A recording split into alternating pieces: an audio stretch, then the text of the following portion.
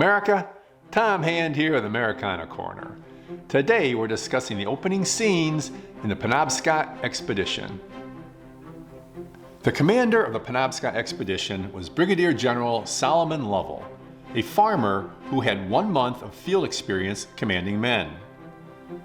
The naval commander was Commodore Dudley Saltonstall, a hot-tempered former merchant ship captain from New London, Connecticut, who owed his Continental Navy commission to his brother-in-law in Congress.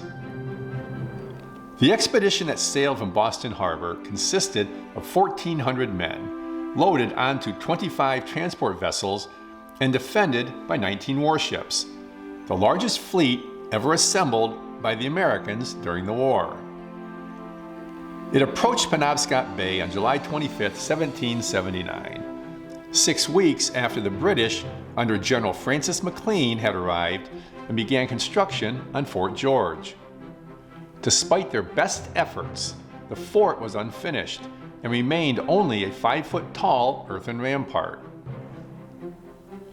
Although Captain Henry Mowat, the British naval commander, had arranged his 3 warships in a strong defensive formation, his small fleet was outgunned by the 19 American warships, 350 cannons to 58. Early on July 28th, the Americans stormed ashore, and following a determined assault, the Massachusetts militiamen reached the edge of the woods at the top of the plateau, a few hundred yards from Fort George. As General McLean watched the Americans across the clearing, he prepared to surrender the fort. But to his amazement, the Americans never moved from the woods. With victory in their grasp and needing only a heroic charge and a man to lead it, General Lovell grew cautious and ordered his men to dig in and prepare to lay siege to Fort George. Lovell would learn the hard way that fortune favors the bold.